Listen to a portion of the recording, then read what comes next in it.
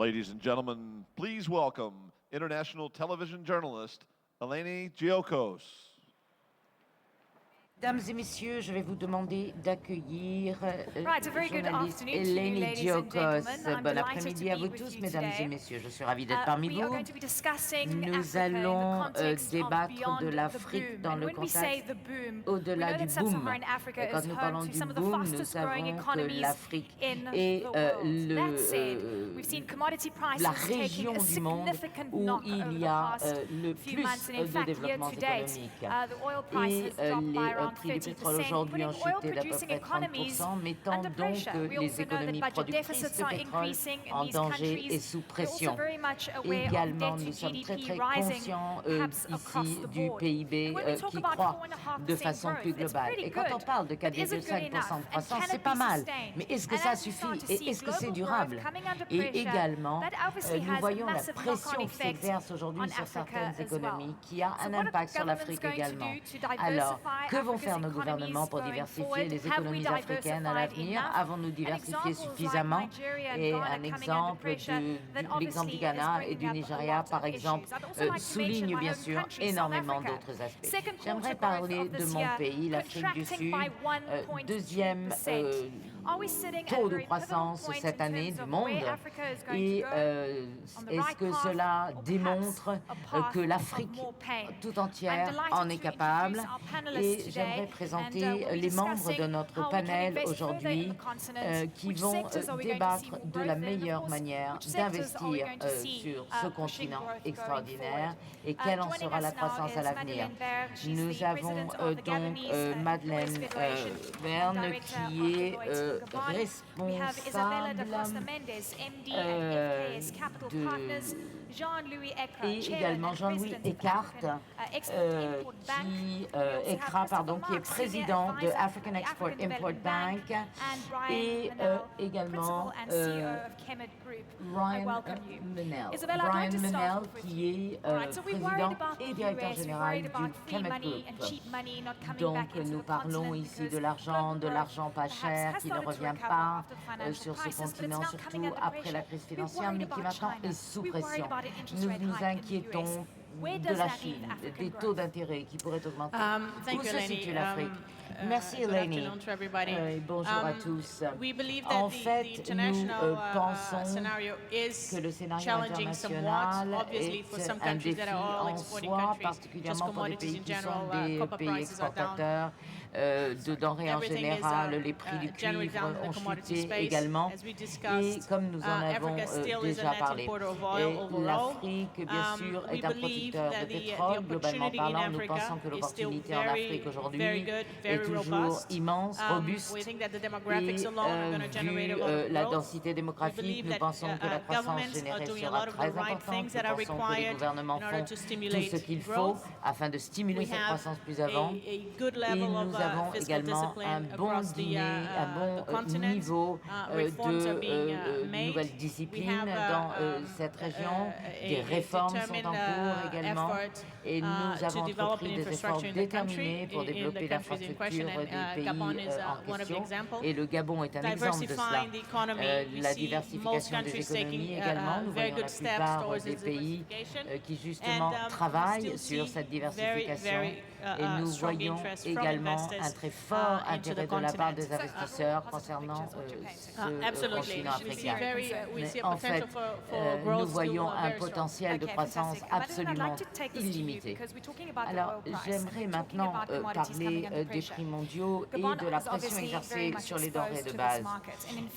Et en fait, 52% des revenus du gouvernement et 80% du revenu des exportations au Gabon viennent du pétrole. Est-ce que cela vous préoccupe? Oui, ça nous préoccupe. Nous sommes effectivement un pays qui était effectivement basé sur une économie tournée vers les exportations de matières premières et principalement le pétrole. Aujourd'hui, la chute du prix du baril du pétrole s'impose à nous. Il y a eu effectivement des effets sur notre économie. On a eu une baisse effectivement de la croissance. On a effectivement revu les budgets d'investissement du pays. Et nous avons donc cette contrainte de nous adapter à la transformation. Cette transformation, c'est un projet qui a déjà été entamé avec la filière du bois, qui est la deuxième ressource du pays, c'est-à-dire qui était tournée vers les exportations. On a dû donc faire une mutation du négoce, de la vente vers l'industrialisation. Donc c'est des étapes qui sont en train d'être faites. Et notre pays aujourd'hui, et le secteur privé dans son ensemble, essaye de s'adapter à ces nouveaux projets-là, ces nouvelles modifications, ces changements-là. Donc aujourd'hui... So you're talking about diversification essentially. Oui. Vous parlez surtout de la diversification. Il s'agit de quel secteur? Le secteur de l'agriculture a également besoin d'un peu d'attention. C'est un axe, au contraire, qui est aujourd'hui porteur de croissance parce que c'est quelque chose qui est neuf, qui n'est pas développé. On a des projets actuellement qui sont mis en place, des projets graines avec des partenariats publics-privés, avec des entreprises, des investisseurs étrangers. Nous formulons le vœu que ce soit des choses qui puissent effectivement prospérer, mais pour que ça puisse prospérer dans le fond, c'est bien, mais il nous faut aller plus en avant pour mettre des cadres dédiés, des cadres juridiques dédiés, mettre en place des infrastructures, parce que si vous voulez un projet comme l'agriculture, on ne va pas rester sur un projet primaire, il faut effectivement l'industrialiser, étaler les effets de cette industrie sur l'alimentaire en afin pour que les financiers puissent porter ce type de projet. Il faut mettre en place des cadres qui puissent leur permettre d'avoir confiance. Quand on finance le pétrole, c'est facile, on le vend. Mais il faut effectivement pouvoir mettre en place les mécanismes pour financer l'agriculture, qu'elle soit industrialisée et sécurisée. Il faut la terre, il faut le foncier, il faut pouvoir mettre des gages aux banques pour prêter pour l'industrialisation les outils. Et c'est ce que nous sommes en train de mettre en place pour pouvoir arrimer à cet effort de diversification. Il y en a d'autres, mais je me limite simplement, vu le temps imparti, qu'à l'agriculture. On a d'autres secteurs où il nous faut effectivement évoluer et investir, les télécommunications, le tourisme d'affaires. Nous avons plusieurs secteurs sur lesquels nous devons investir. Nous devons donc mettre en place des axes de convergence entre tous les acteurs, privés, publics, pour qu'on puisse réussir ensemble cette diversification, sans oublier la mutualisation avec les pays de la région. Okay, Christopher, I'd like to take this to you. And you know, when we look at developmental money across quand on regarde, Christopher, les mouvements de capitaux à l'intérieur du continent, on se rend compte qu'il y a un certain nombre de choses qui se passent. Par exemple, en juin, 500 millions de dollars au Gabon. Et quand on regarde la diversification de l'économie, comment on peut faire pour avancer dans ce domaine? Les économies africaines qui ont besoin de capitaux, comment font-elles et comment cet argent est-il dépensé? Est-il dépensé de façon correcte? Je crois qu'il y a un important élément, un élément important qu'il faut se rappeler, c'est que la disponibilité des fonds au niveau international est importante et leur utilisation doit être faite de manière prudente. En termes de diversification, par exemple, il faut bien connaître le secteur, bien connaître les expériences et on sait qu'il va falloir une vision à long terme qui nécessite non seulement des liquidités, mais qui demande une planification des projets à court terme à travers de l'ensemble de la chaîne de valeur. C'est pourquoi je crois qu'un certain nombre de fonds ne sont pas utilisés correctement, de la même façon que l'on a des liquidités qui sont à faible coût. Donc il faut encore une fois travailler sur l'ensemble de la chaîne, sur le développement du produit et finalement la mise à disposition des liquidités. Pensez-vous, cela dit, qu'il y a assez de capitaux et de liquidités? Oui, il y en a au niveau international, c'est sûr, et à travers les différentes agences, on le voit bien. Mais le fait qu'il n'y a pas beaucoup de projets qui soient finançables, ça c'est un problème, car nous allons vers de nouveaux secteurs, de nouveaux projets, il faut changer notre façon de penser. Donc les projets finançables, le fait qu'il n'y en a pas assez aujourd'hui, voilà, ça c'est intéressant. Alors Jean-Louis, on voit que... est-ce que vous partagez ce point de vue? Oui, je peux vous donner un ordre de grandeur. Quand j'étais au Caire, il y a encore peu, le portefeuille complet était de 45 milliards de dollars de projets. C'était les demandes de financement auprès de notre institution. Lorsque nous regardons ce qui se passe aujourd'hui, je crois que nous sommes très satisfaits des problèmes de liquidité et de disponibilité, et notamment des infrastructures. Donc il est temps de sortir de ce secteur de l'utilitaire, des explorations et de l'extraction. Les programmes que nous voyons, des programmes de transformation, par exemple de la noix de coco que l'on peut voir au Nigeria, au Gabon et dans 2 autres pays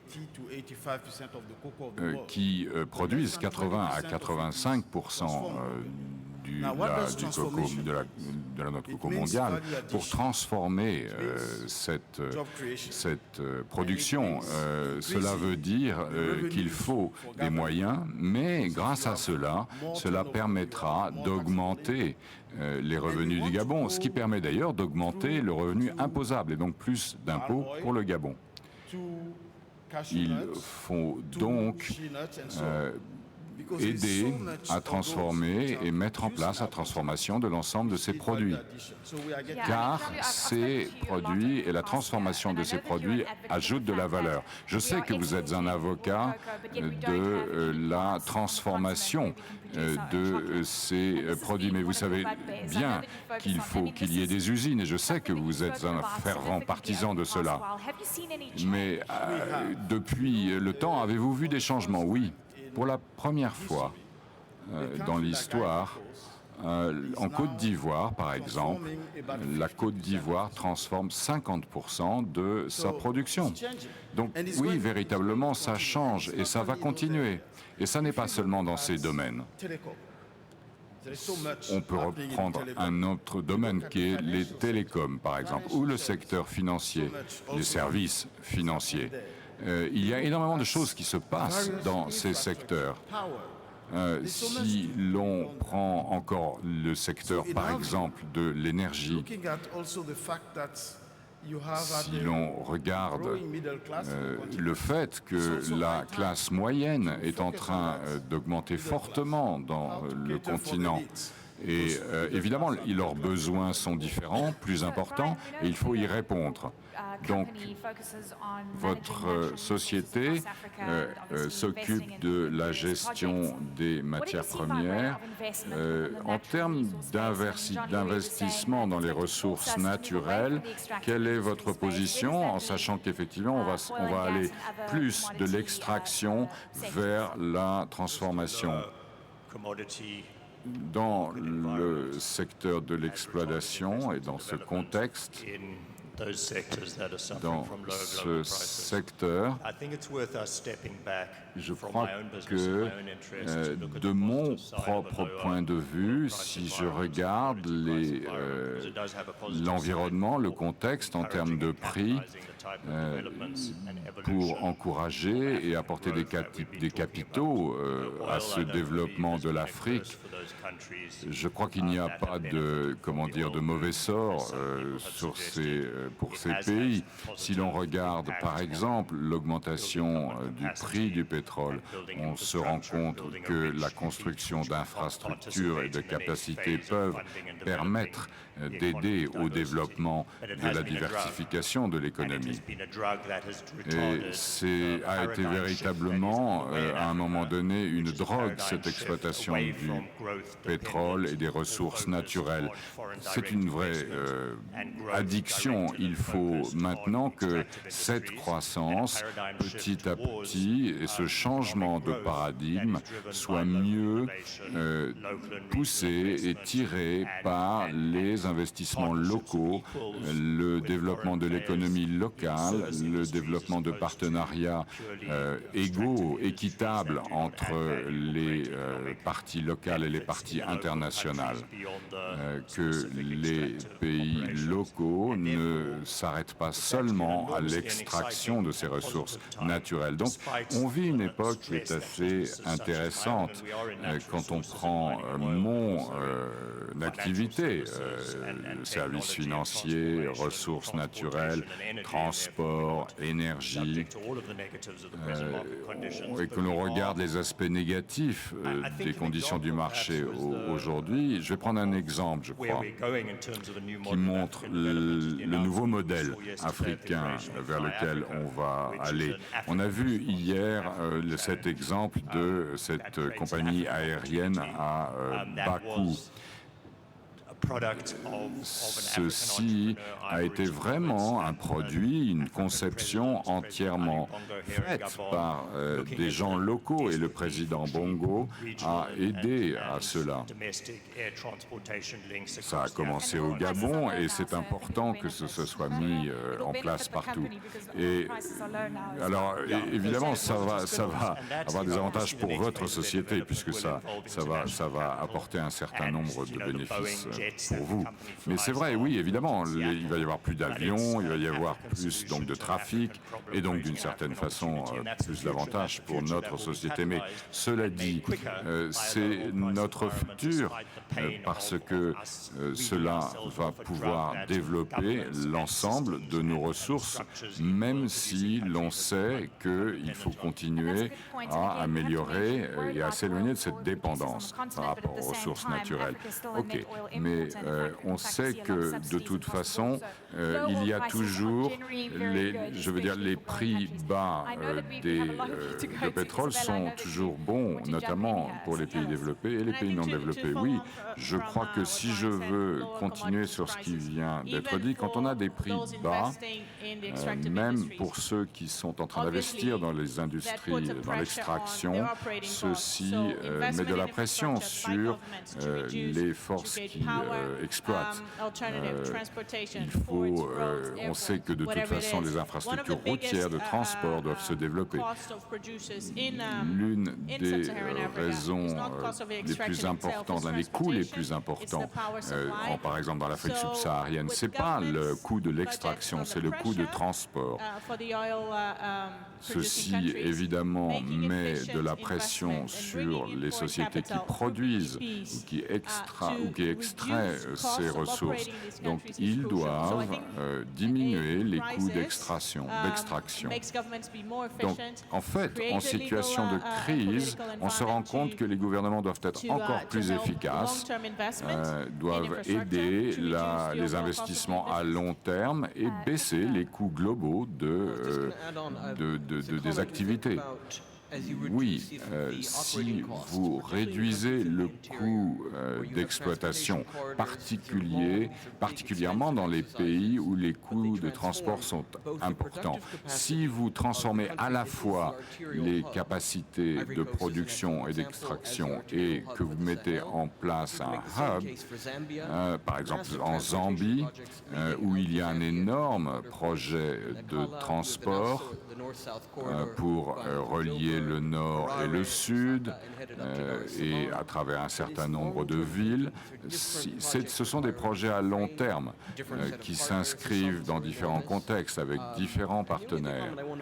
Le commentaire que je voudrais rajouter à ce qui a été dit précédemment, si on prend le tourisme, par exemple, c'est un autre facteur qui, pour nous, agences de développement, est un facteur qui, quelquefois, nous pose des problèmes. Évidemment, c'est un bénéfice pour les étrangers, mais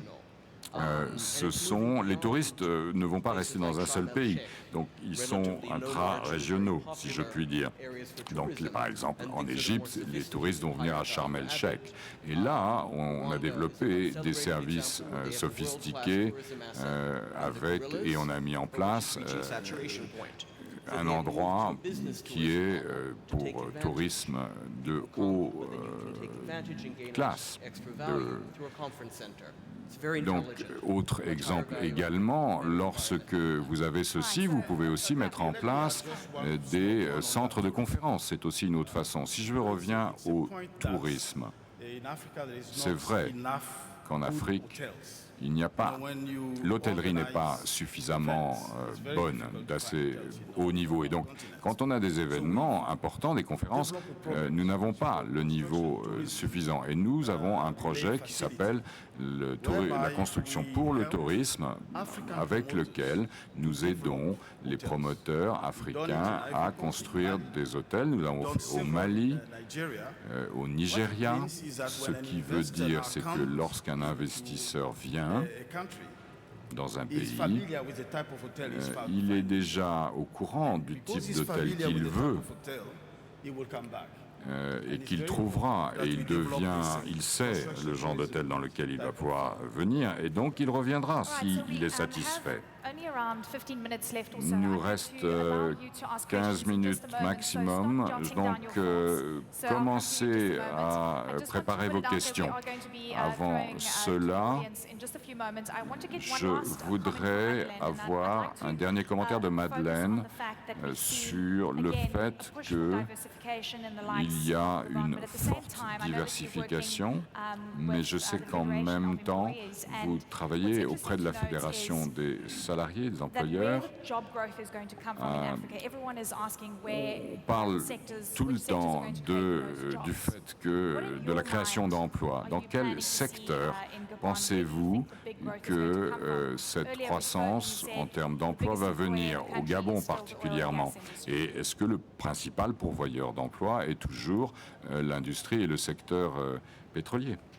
Écoutez, au Gabon, l'emploi est à la fois, c'est le secteur public qui est un des plus gros employeurs au Gabon, et ensuite vous aviez effectivement le secteur pétrolier, le secteur des mines qui étaient les gros employeurs.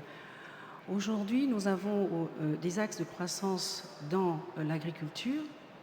Dans l'agriculture, à travers l'agriculture, vous aurez des auto-emplois. À travers l'agriculture, vous aurez des développements des infrastructures, parce que bien évidemment, comme je disais, si on diversifie dans l'agriculture, ce n'est pas en silo uniquement au sein de l'agriculture, du ministère de l'Agriculture par exemple, qu'on va simplement axer les efforts. Il faut savoir que cet effort de diversification, notamment dans cet axe prioritaire qui est ce Gabon, c'est son industrialisation. Donc il faut donc impliquer l'industrialisation qui va effectivement créer des nouveaux métiers, des nouveaux contenus pédagogiques devront être mis en place. Et puis je pense et je reste convaincue que avec cette diversification dans les nouvelles technologies, dans l'agriculture et dans tous ces secteurs-là, on aura des emplois effectivement porteurs. Je pense qu'aujourd'hui, si je dois résumer cette situation, c'est le secteur public, donc la fonction publique, qui est l'un des plus gros employeurs au Gabon. Vous assurez ensuite l'industrie pétrolière et tous les autres services. Aujourd'hui, l'agriculture n'emploie pratiquement personne, en dehors de quelques entreprises qui sont dans cette agriculture. L'agroalimentaire doit être développé. Les nouvelles technologies méritent effectivement un effort insuffisant. Donc je pense que je pourrais dire que même dans les infrastructures, même dans la construction, les routes, etc., au Gabon, c'est un boulevard de croissance. C'est un boulevard, on a plein de choses à faire. Il faut simplement qu'on mette les outils en place, les convergences, pour qu'on puisse aller dans un sens qui fasse en sorte que tout ce que nous sommes en train de faire puisse avoir un impact positif sur notre économie. Fantastic. All right, ladies and gentlemen, questions from the audience. I know you, sir, had your hand up first. Oui, question maintenant. All right, that's number 4. Bien, numéro 4. Thank you. Merci. My name is Rob Tiny. Rob Tiny. Associates Advisory. Je suis consultant. Ma question est globale.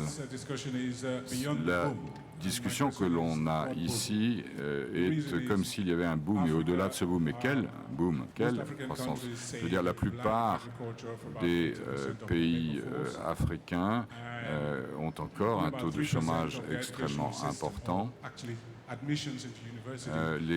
Dans l'éducation, l'admission à l'université et à l'agriculture, on a dépensé plus de 200 milliards de dollars pour importer de la nourriture l'année dernière. Donc, qu'est-ce que c'est que ce boom en Afrique? Oui, merci beaucoup pour cette question. C'est une question intéressante parce qu'on a parlé de l'agriculture hier. Oui, c'est une très bonne question parce que remet... oui, on n'est pas au-delà du boom, on est dans le boom. Et dans ce boom, il y a un nouveau modèle d'agriculture. Donc, vous avez raison, la question devrait être comment nous encourageons l'investissement pour les étrangers pour continuer à nourrir le développement africain. La question devrait être comment nous utilisons les situations locales pour aider le continent africain à devenir moins dépendant des capitaux étrangers, de l'étranger, et plus reposer sur les investissements, les opérations, l'exploitation locale. Donc vous avez raison, le titre est inexact. Autre question? Bonjour, je suis Kek Sanoussi et je suis président de l'Institut international en gestion de conflits. Ma question s'adresse à Mme Bier ou à M. Ekra, mais plus généralement à vous tous. Dans vos présentations en termes d'investissement, nous avons bien suivi. J'aimerais vous interpeller sur l'investissement dans l'immatériel. Vous savez que d'aucuns parlent aujourd'hui de la troisième révolution industrielle. Investir, c'est bien dans le dur, dans les matières premières. Mais aujourd'hui, au Gabon, par exemple, quelle est la dynamique en cours dans l'investissement dans l'immatériel, dans le savoir, dans les formations, pour que justement cet investissement dans le dur puisse être durable? Je vous remercie.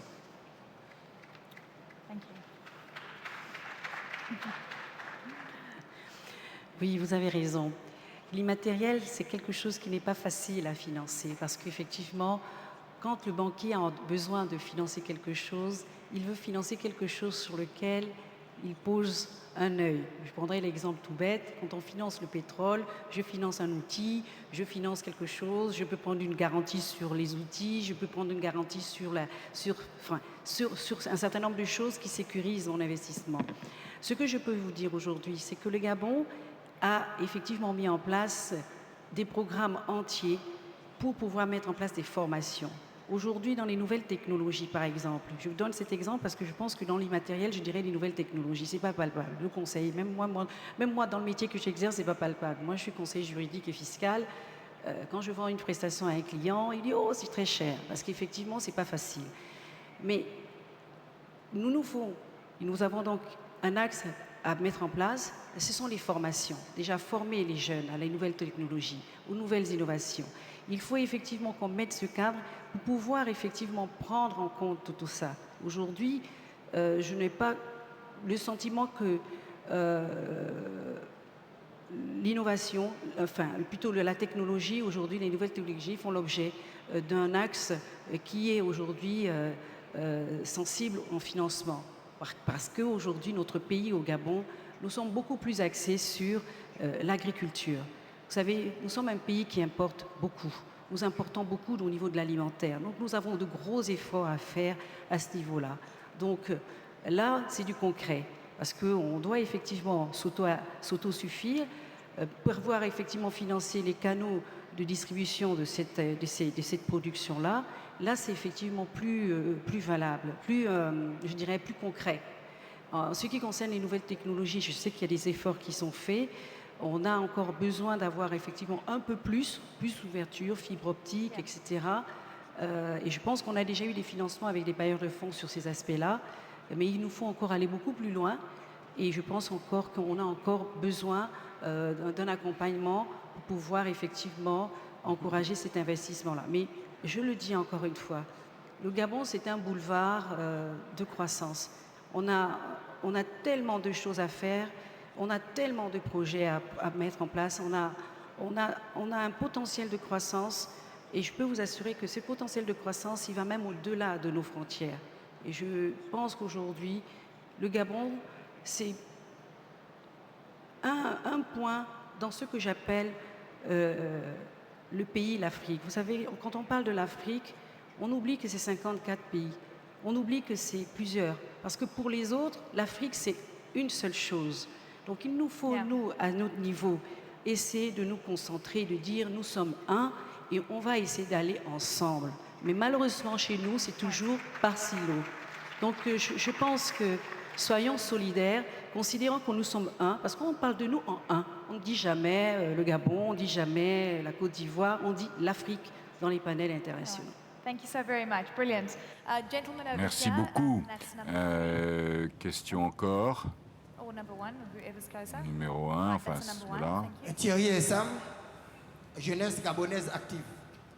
Tout à l'heure, nous avons parlé de la croissance, on a parlé du développement et on n'a pas fait allusion au PASS. Les PASS, il y a un passé relativement récent où il y a les institutions internationales de Bretton Woods avec la Banque mondiale qui avaient mis en place le programme d'ajustement structurel.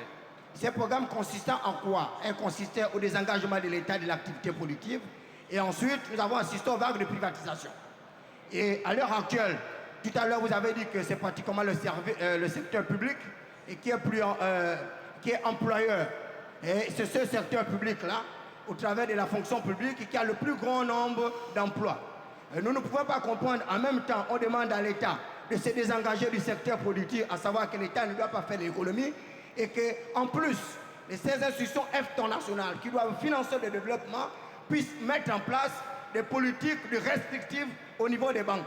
Je m'explique. Les banques utilisent des politiques d'encadrement des crédits, une augmentation des taux d'intérêt et une durabilité, une absence de durabilité dans les remboursements. Est-ce que le rôle des banques n'est pas là pour stimuler la croissance de manière globale? Et là, je voudrais interpeller les institutions financières internationales pour confirmer ce que venait de dire notre conseil, à savoir que le Gabon est un boulevard. C'est un boulevard d'investissement et ce genre de forum doit nous permettre d'avoir des acquis pour faire en sorte que les institutions financières qui sont les So banques if I could ask you puissent just to nous aider get to à your financer le question développement. because we're running out of time, Ma please. question, c'est justement pour interpeller les institutions financières, pour aider nos gouvernements à avoir des ressources financières pour pouvoir financer le développement des All right, thank you infrastructures. very much, sir. Thank you. Christopher, would you like to Christopher, tackle this one? est-ce que vous pouvez répondre à cette question? Je crois qu'en fait, il n'y avait pas de question. Non, ceci dit, je respecte et j'apprécie le sentiment fort de monsieur. Et il a tout à fait raison que il n'est pas toujours vrai que les institutions financières, particulièrement internationales, soient aussi efficaces qu'elles devraient l'être. Il est vrai de dire que nous avons appris à devenir plus efficaces dans la façon de prêter de l'argent à la fois au gouvernement et aux institutions, et je peux comprendre le sentiment de frustration de monsieur. Je veux dire que c'est pas vrai que le gouvernement est le plus gros employeur. Le plus gros employeur en Afrique, c'est l'agriculture, c'est pas le gouvernement. Et le gouvernement et l'agriculture, c'est pas la même chose. Et le secteur informel emploie également énormément de personnes. Donc, quand on... Arrêtons de parler du passé. Il faut vraiment qu'on parle du futur. Les changements structurels ont déjà eu lieu et ont commencé en 2000. On est en 2015 maintenant. Maintenant, regardons devant nous. Juste un exemple. La plupart des pays africains aujourd'hui développent des programmes qu'ils appellent des programmes d'émergence. Parce que nous sommes des pays émergents, Gabon 2015 émergent. Je crois que c'est très bien dans la mesure où on met en place un objectif, une cible. Mais mettons-nous-y vraiment pour réaliser, pour atteindre ces objectifs. Par exemple, dans mon pays, si mon voisin reçoit de l'argent, vous n'allez pas l'aider et pleurer avec lui alors qu'il a perdu quelqu'un. Donc on devrait arrêter de regarder, de se tourner vers le passé. Ce n'est pas le rôle des gouvernements et des États de tout faire, et particulièrement de créer des emplois. C'est le secteur privé qui doit faire ça. Le gouvernement, il met un cadre en place. Donc, vous n'êtes pas d'accord avec ça, le fait que c'est le gouvernement qui est le plus grand employeur. Isabella, oui, une restructuration de la dette africaine dans le passé a été faite. Aujourd'hui, on sait, cela dit, qu'on a encore un niveau de PNB par habitant qui est très bas, de PIB. Et le gouvernement devrait faire attention à cela. Il y a eu des avantages lors de la restructuration financière qui a été dure et pénible. Maintenant, si on regarde devant nous, je viens au point essentiel qui est que le gouvernement crée l'environnement, le contexte, le cadre juridique et économique pour permettre que la croissance se fasse de façon durable dans le continent. Je voudrais maintenant arriver à la conclusion. Brian, un commentaire. Est-ce que vous pensez, encore une fois, qu'on est à un moment difficile ou pas? Non, je crois que le plus nous allons avancer, le plus nous allons aller vers la diversification et la croissance.